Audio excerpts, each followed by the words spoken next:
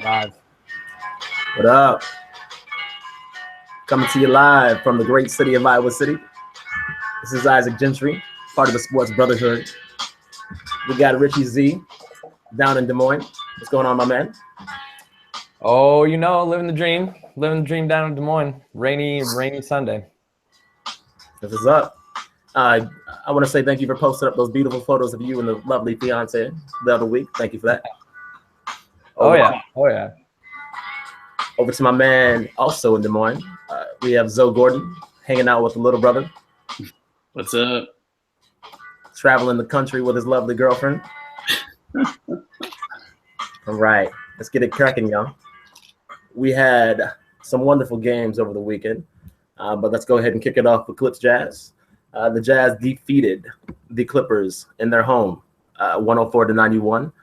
We also got to, hear that wonderful quote from Chris Paul say, you're not losing in Utah. So he wanted him to be buried in his home state. His career ended.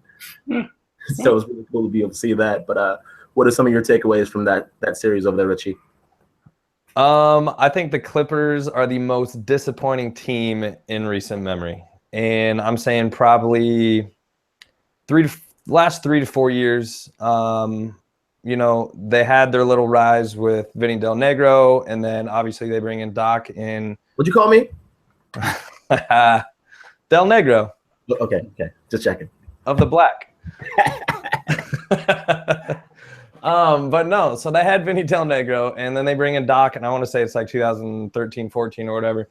They beat the Warriors in 7 games, the whole Donald Sterling fiasco and all that stuff, and that's when you think like, okay, this team's kind of on the rise. And then they just – obviously there's been injuries. Blake got hurt last year. Blake and CP got hurt the year before. Or did I say last year? Blake just got hurt this year. Last year CP and Blake got hurt. But you would think Jazz are a good team. Don't get me wrong. But it's just that you would think you have Game 7 on your home floor. There's just been too many first-round exits. They've never even been to the Western Conference Finals. It just – I'm not saying blow them up, but they're always a disappointment. You can count on that, and I don't know that this core is ever going to get it done. Oh, good, man. We had 2013 was they blew a 2-0 lead to Grizzlies.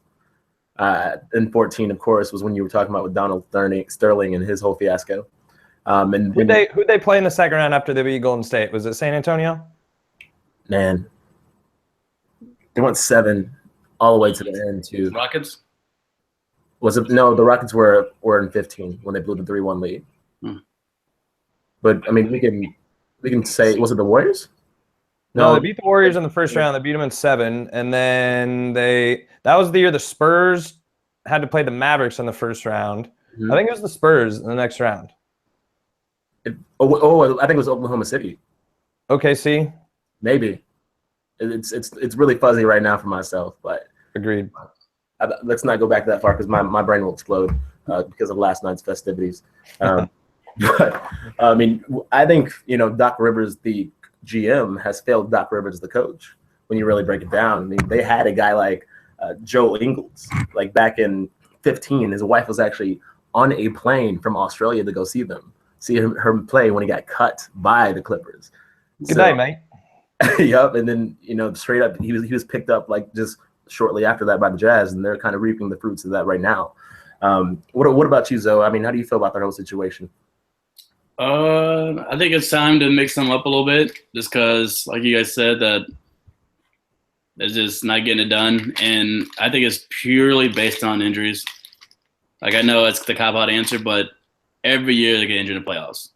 Every year. Like, besides the year when they went 3-1 lead to Houston, because they went to the Spurs first and they're just gassed out, it seems like. Mm-hmm. They just can't stay healthy. And I feel like with that core being healthy, I feel like they could take on anybody. The Warriors, they've sucked it up this year against them healthy, but regular season doesn't matter too much to veteran teams like that. 14 straight, just a quick note. Warriors over. Like, it's regular season. It's like, it doesn't matter to veteran teams. And so, and like the series today, like Gobert wasn't a big factor at all in the series because their Jazz is so deep, and Gobert and Favors never play well together all year because Favors has been injured anyway. So like those two are never like if you lose one, the other one's going to produce a lot more numbers. If you lose one, so it's not like they're just they lost Gobert, and like, oh, the team's garbage. If a team loses Blake, then CP3 has to carry the whole team because DeAndre Jordan can't create his own shot. So, and who besides Crawford, who's like the worst shooter of all time in playoffs history, like who else do you have on a team that's going to like really take over? I mean, with that team though, with Gobert getting hurt, being a non-factor, you don't think that on paper they, even with the injury to Blake, that they should have had a distinct matchup advantage over Utah? No. Like I said, like who else on a team who can create his own shot or do something else besides? Well, I mean, they don't necessarily need to create their own shot. I mean, DJ gets a lot of easy looks. Gordon has his matchup locked down for Utah, but I mean, without Gobert, you have Joe Johnson who create his own shot. Rodney Hood create his own shot. Gordon Hayward create his own shot. Favors is the offensive player. Like you have so many people who can do their own thing on the offensive end, and they're deep. There's nobody else in the Clippers who can really create that much offense unless CP3 is going at it for him. Yeah, I don't think that the Clippers run. I mean, Chris Paul is pretty ball dominant, especially without Blake Griffin. So I mean, I don't think they need people to create their shot. I think if Redick's a good spot up shooter. Paul Pierce, who's now done, but sometimes he's old, but sometimes he can. You can't say Paul Pierce. Yeah, if you got to play Paul Pierce 22 minutes in an elimination game, you're in some trouble. Yeah, you can't say Paul exactly. I think you're right about the GM part, Isaac, because let's break that down a little bit. Like you said, like that rumor had it earlier in the year that they could have traded Austin Rivers, and I can't remember who the second piece was, for Carmelo Anthony. Hey, I mean, you got to think about Thanksgiving dinner, man. It's gonna be pretty awkward. But it doesn't matter. I was the GM part of it. I was just like, sure, Austin Rivers probably is like better for your team chemistry, but you think your team's getting outscored like that bad with Carmelo playing with you? Yeah, that's really bad because they desperately needed a 3. Mm-hmm. And he would be perfect for the series at all. Like you needed someone to him to take over in the playoffs who knows who can play. Not saying he does play a lot of defense, but who can play defense, who can shoot a 3, who can create his own shot, who can rebound. And at the time, they did have the point guard issue because TPT was injured. So they didn't have any backup point guards. At Raymond Felton, maybe, at the time, and Austin Rivers. But you got to be like, this is our time because after this year, it's going downhill, I mean, it just shows you a lot, though. I mean, the Jazz have, just so many more options of what they can do with their offense. I mean, they played 3 backup point guards, and they also played a lineup with no point guards. So, I mean, when you think about just how, the devaluation of the NBA draft has, that falls squarely on the lap of Doc Rivers. I mean, you look back, he traded away Jared Dudley and a first-round pick just to get rid of Jared Dudley. I mean, think about that. I mean, they also had they signed Spencer Hawes, and then they trade away Spencer Hawes for Lance Stevenson. They trade away Hawes and Matt Barnes for Lance Stevenson, which was that looked good though. Like everybody that legit was like, huh? It looks good, but it's an unmitigated disaster. I mean, it shows you how Doc Rivers has failed to develop any players throughout the draft. It also shows you that, I mean, he had Brandon Bass, Wes Johnson, and Allen Anderson who didn't even touch the court on an elimination game. How many players? These veterans and these retreads. How many coaches actually develop players who are championship team with veterans? Well, I mean, you can look at the Jazz who were able to develop Rudy Gobert at the 27th pick. I mean, they actually started from the bottom though. They won 25 games the last couple years ago, and then they slowly got better. You were able to get him at number 27. I mean, even with Malcolm Brogdon. Yeah, you're looking at Patrick McCaw, even contributed right now for the Warriors, and even Ian Clark. Like these are young players that you can find and develop and still be good at the same time.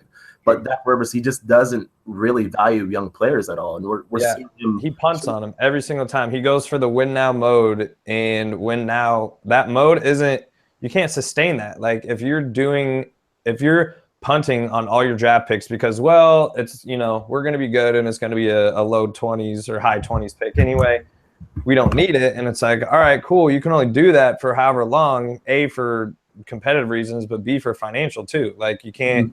That's cheap labor that you're passing up. That, I mean, if you're going to go sign a bunch of free agents and all that stuff, you can't be paying your role players, veteran minimums when they've, $3 million or something. Like, no, get a rookie on a 4-year contract for under $1 million and, milk that. But I agree that the GMs kind of failed the coach more than the other way around. they traded Lance Stevenson away, you know, and then they gave Jeff Green another shot. And how many more shots is that guy going to get before you realize that he's not good? I still don't understand Jeff Green. He's like one of the biggest mysteries Yes. ever. He's not a mystery anymore. He is what he is. But like, yeah. But like he has what was that Boston he started off in, or OKC he started in? He does everything just perfectly, slightly, sneakily above average, and you think that's something good until you have it on your own team, and you realize it just doesn't show up when you need it the most. If he would have been drafted, what was he drafted? 08 and then immediately traded. The history of Jeff Green. If he would have been drafted, if you'd have been coming out this year with the way the basketball is played now, it would have been fine. But I feel like he was a post player at, what was he, Georgetown? Georgetown? Yeah, he was a post player there, and then he just couldn't find that right role. He was kind of like Anton Jameson, but no, I felt like he had a role in, was it in Boston? Or OKC? I thought he had a role in both. Yeah, where did he start off? Was he part of the Kendrick Perkins trade?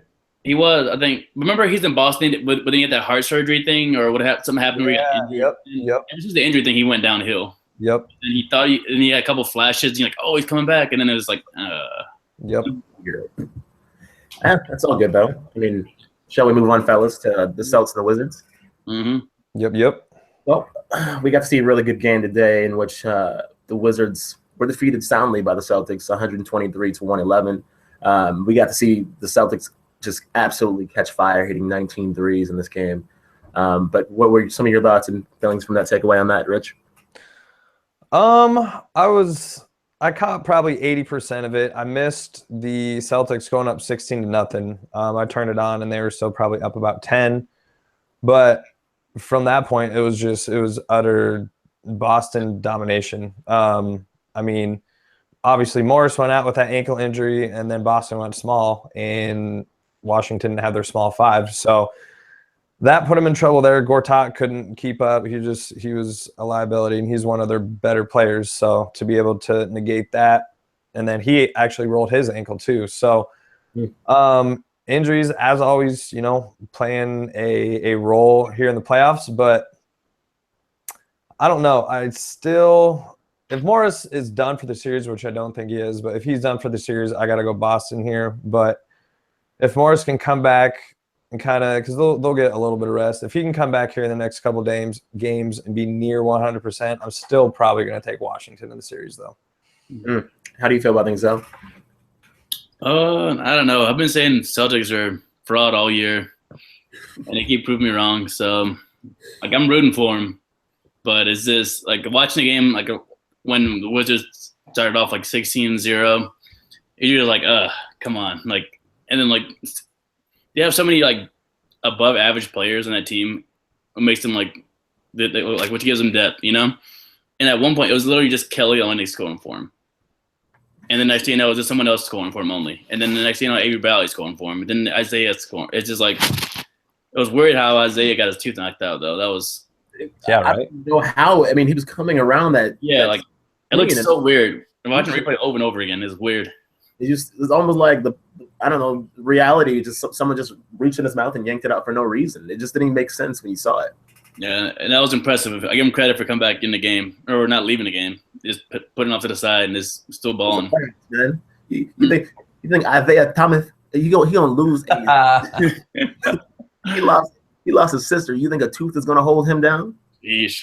So, but I don't know. I just feel like Brad Stevens is just better coach than I thought he was for sure too. Like he's making adjustments. He's doing this. He's finding X's and O's. He's putting players in the right spot.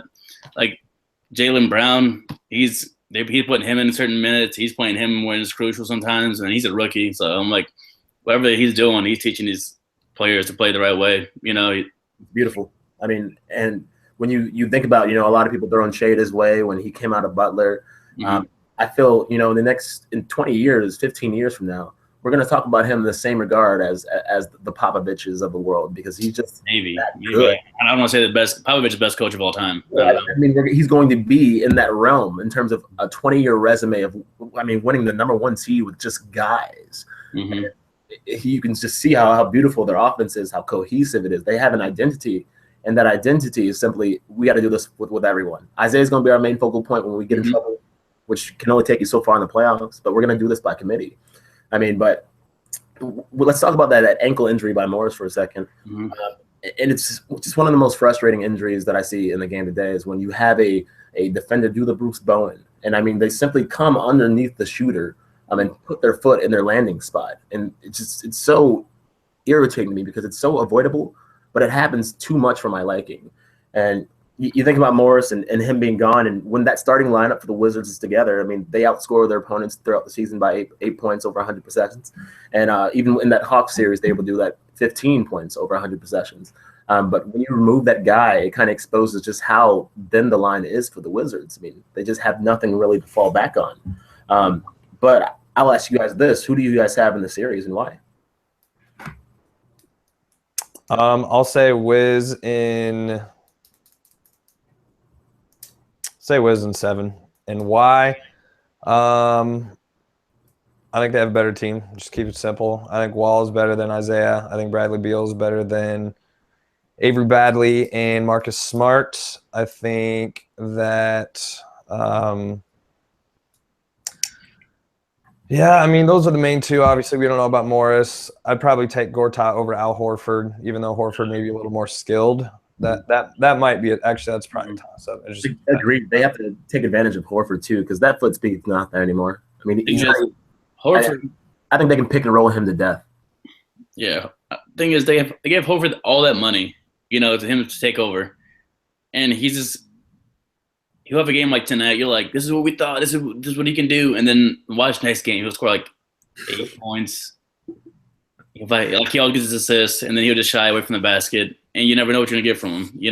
He doesn't have a max player mentality. He doesn't. But if he can get the money, he's the max player. Oh, yeah. But I don't know. I'm still saying the Wizards because I still like John Wall is the best point guard. I think so. I just think if they're healthy, they just match up better. But Celtics can prove me wrong every time, so it's just so hard to say. And as much as I hate Marcus Smart, he's like the worst player of all time. But he's so good. He's the guy you want on your team all the time. Instigator. Because defense, he scraps you. He'll like land on your ankle. Like him and Kelly are just so dirty on a Leo. And so they just have a whole bunch of guys who can play defense in this fight. So it's so hard to just like root against them, but they find a way to win games. It is. I mean, it's going to be interesting to watch them. I'm going to go ahead and go with Wiz in 7. I did say Wiz in 6 because I felt that lineup would still be together. But if Markieff Morris is 75%, it's going to extremely jeopardize their chances of winning the series. Mm-hmm. So let's go ahead and move on here to the Celtics and Bucks. And I know that's your squad over there.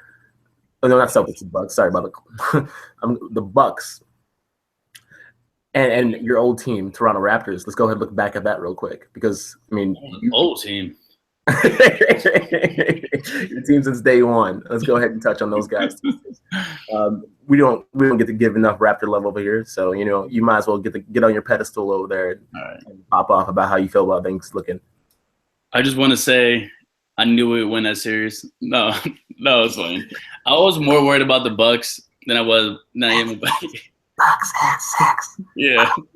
Then I was worried about the Cavaliers. It was like it just matched up better against us, I felt like, because they're all just so gritty, long, and Laurie is Laurie. You can never really trust him in the playoffs. But I was just so happy that we came out and just won it because we learned how bad those fans really are and how classless they are.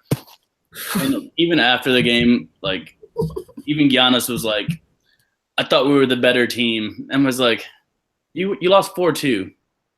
How are you the better team? He's a kid. He's allowed to be young and dumb. And so I'm just like, and then the fans made it the worst, because they're making jokes about how Raptors don't show up all through before the game. Halftime, they have their little cheerleaders kick the Raptors' little floaty things down. Yeah, get them cheerleaders. And I'm just like, they're doing all this stuff. It's so classless. They're screaming Bucks in 6 when we just beat them in Milwaukee. Hey, I mean, a lot of people. I mean, the saying is, "Act like you've been there before." but they've never been there before. Okay, the Raptors haven't either. Barely. Finals, but I mean, everyone is in the distance. And the best part, I told you guys before though, when they're screaming USA after getting beat, they're like screaming USA the whole game 6, and I was like, your best player and your brightest future person is even from America. Hasn't been in America more than a few years, and you're screaming USA. Yeah, that's dumb. And I'm just like, and this shows you how their fans are. Even though I used to like the Bucks a lot, and I felt like with Jabari Parker, it would have been a different story. But it's sad that it took us. I'm glad we had that like initial like tough matchup for us because it might help us out next series. But it's sad that we struggled against them because they are an up and coming team, and we're supposed to be a contender right now. No, I mean, it was awesome though to see you guys kind of handle business because every single series within your history has gone the distance that you've won. Yeah. Mm-hmm. So you guys kind of win it in the most Raptor-ish way. It was actually kind of awesome. Mm-hmm. What about you, Rich? What were your takeaways from that series? I didn't get to see all the games, but I've been pulling for the Bucks all year this year just because of, obviously Giannis, and I just like to toot my own horn constantly that I knew who he was before a lot of people. So, but no, they're a lot of fun to watch. He's obviously an athletic phenom. I said I thought the Raptors were going to win, but I said if there was going to be an upset, I thought that was going to be the series. Early on, I thought it was over. I thought Milwaukee was going to run away with it like 4-1, 4-2. But then Toronto made their adjustments. We're up by, 25 in that closeout game before they gave up that run, and they won in the end. But I'm impressed by Milwaukee. So like you said, I think it's a good thing that Milwaukee was able to push Toronto just because it did kind of give them a little warm up for Cleveland. Mm-hmm. And just from a matchup perspective, like you said, they're so long that, I mean, if they needed a push to kind of settle themselves down, figure it out, let Lowry get his 2 for 15 night, get that out of the way. If they can play to their potential, that Lowry, DeRozan, I mean, they can beat Cleveland. So just hopefully that they got the struggles out of the way. They kind of found the rhythm and ready to go. So did you just say what I think you just said? What? I want you to say it again. If Lowry and DeRozan play well, that they can beat Cleveland, absolutely. That's one of the best backcourts in the league. How do you feel about that statement, though? I like the way he's thinking. I appreciate it. But man, I can't remember last time we beat Cleveland besides in the Eastern Conference Finals. This year we beat them one time, and that was because they arrested LeBron and somebody else because they pretty much had it over. But I just don't trust Lowry at the moment. I mean, we need him for sure. And like Ibaka is holding his own, which is great because that's a big person we need. And PJ Tucker is going to do his thing, but it all depends on Lowry and if he can play. And luckily, it's against an easy point guard. So let me say this. When I said if they play well, they can beat them. Let's say Lowry averages 23-9, and let's say DeRozan averages 20. No, let's give Lowry a little more. Let's say Lowry averages 25-9. Let's say DeMar averages 30. If you can get almost 60 points between those two, do you think that they can beat Cleveland? Yeah, sweep them then. but that's not gonna happen because like Lowry is known for not showing up in the playoffs. Oh, I agree. So you can't put game 5. He had like the second lowest field goal percentage in NBA playoff history. Next to Crawford. Yeah. For the freaking Clippers we talked about earlier, how bad they are, and you saying they should win. But anyway, I still will look at that. I mean, the Jazz. I mean, that next round is going to be really interesting in terms of the Jazz and the Warriors there, just because they have a lot. That's what I want to see. That's what I want to see so bad. 6'8", 6'7" guys that they can switch around and can switch pick and roll. A lot of guys that can get out on the perimeter. Even Joe Ingles isn't that good of a defender, but he's still really, really long, and he plays good position defense. But it's going to be interesting. I get Boris Diaw as a magician too. That man is on it. Okay, that man is on it. But yeah, I mean, the Bucks came back. They went 9 of 18 from the free throw line in the fourth quarter, which could have decided the game. But when you fight that hard just to get back in position to win a game, you're going to have nothing left. I mean, there was even a foul where, I believe Giannis drove to the hole and he got fouled and went down. And he just stayed on the ground like, no more. Like, he was so exhausted. But that was kind of awesome to see. But I'm looking at that series also just with the Raptors and the Cleveland Cavaliers coming up. Cleveland cannot defend at all. Mm-hmm. So, I mean, you're going to get a lot of easy baskets. And I feel your team is deep enough to really, challenge them and wear them down, because LeBron's going to have to play 44, 45 minutes. Always. The moment he leaves the court, Kyrie ain't holding it down like that, bro. Yeah. He can get buckets all he wants to, but he's instant offense both ways. That's why I say Lowry has an easy matchup, like offensive wise, I mean, people want to, put Kyrie on this, top 3 point guard thing. He can score, dude, but he gives it up on the other end, man. He gives it up. You remember me and Timmy arguing for like an hours through text about how I was saying John Wall's way better than Kyrie. He's like, Kyrie can do things that John Wall dreams about and stuff like that. And I was just like, well, Wall is a way more complete player. It's not even close. I mean, when today he shot bad. But. Well, let's look at just imagine if Wall was on LeBron's team. I mean, you'd be able to go send LeBron to the bench for 10 minutes and this guy could still run your offense. Mm-hmm. You can't even think about doing that with Kyrie, because he can get buckets, but he doesn't pass it as much as he should. He's not nearly the pick and roll player that he should be in terms of his teammates better around him. And he's awesome and he just dazzles you. And he's a Vine player. He's one of those players that when Vine was alive, rest in peace, shout out to Vine. You could play Kyrie clips for days because he just does things with the ball that are just it's unbelievable to watch, and you fall in love with that. But you realize it's not sustainable if you don't have someone to get you to the point that you can win a game. Get you there, Kyrie can win. I would think it's weird when players have that amazing handles. Like, he probably has to already be the best handles in the game, like maybe of all time. Yeah, and when you have that good of handles and you can go wherever you want with the ball. I feel like your assists should be way above. Like, Steve Nash had amazing handles, he had amazing assists.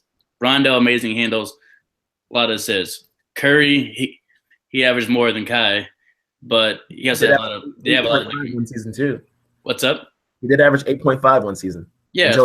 Until he realized that a bad shot for him is still a better shot than his team for this year for my fantasy. But anyway.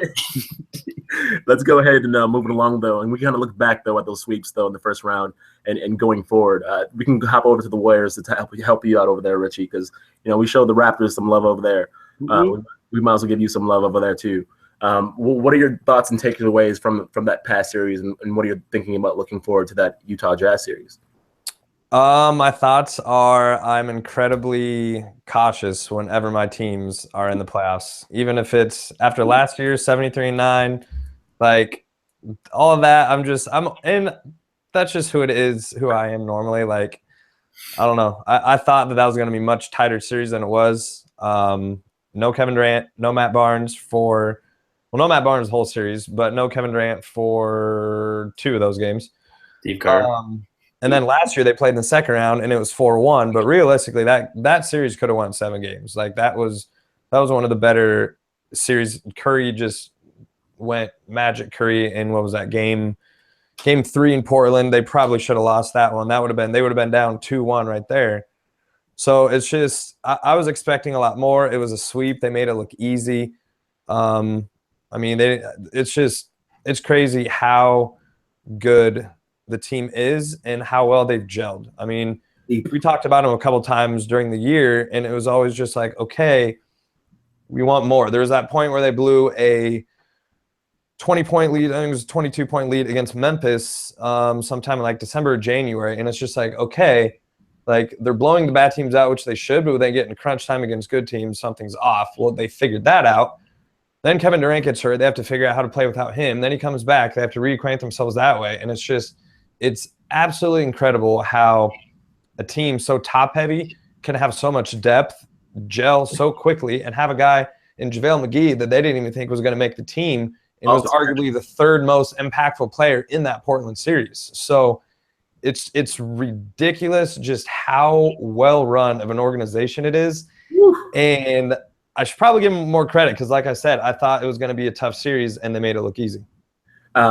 On your JaVale McGee note there, he actually is, in terms of they have such advanced analytics now that they can know who has the most average mile per hour on the court. And leading the playoffs with Jamal McGee.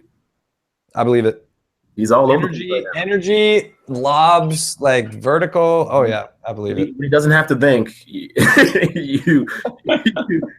you have something there. But if he has to think, I mean, if you had to ask him 2 + 2, then you're gonna have some problems in the series with him. Hey, watch out. Hey, his mom will gonna text you.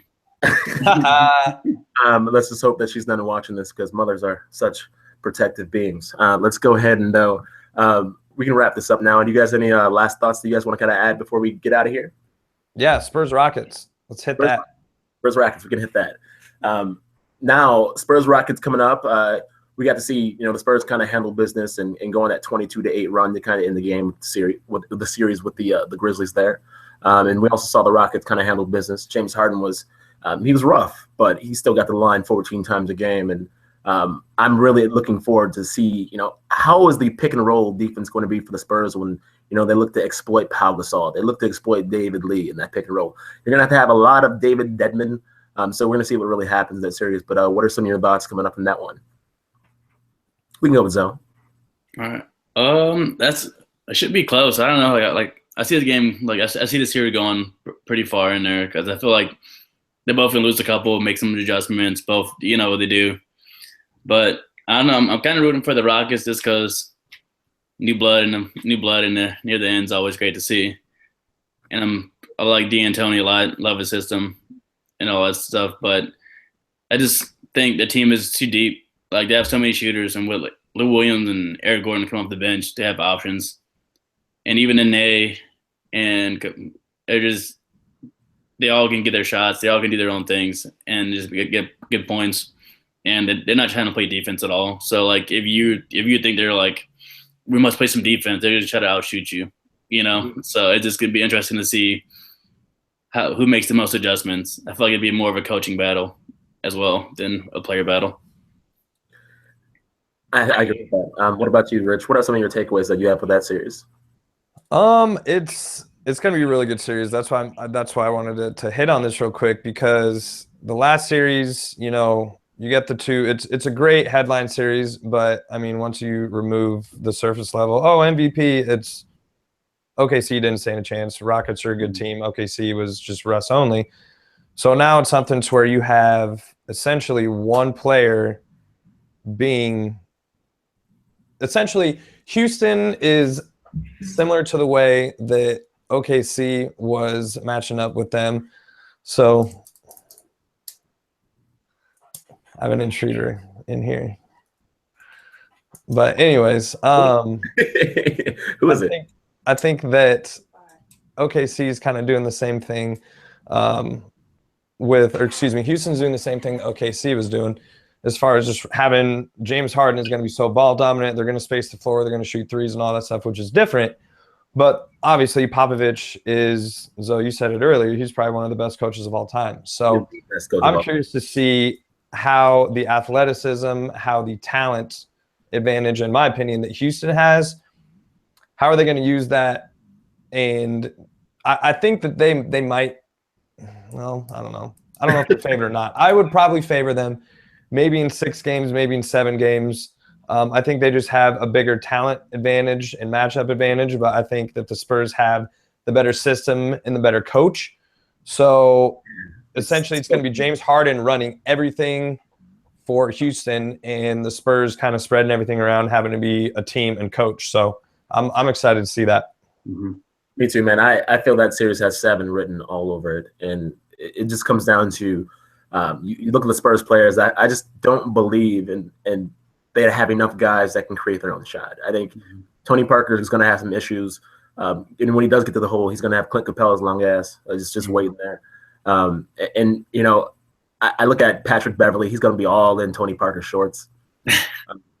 Right. I look having the luxury of being able to throw a guy like Trevor Ariza and just throw back Kawhi. Of course, you're going to have to guard him by committee because Kawhi Leonard is – Danny Green is pretty good on defense too. He is. He's fantastic. But, I mean, he gets negated when you can just run pick and roll, And you're going to have – unless Kawhi is running from half court like it was that last time to block James Harden's shot, you're going to have – beautiful.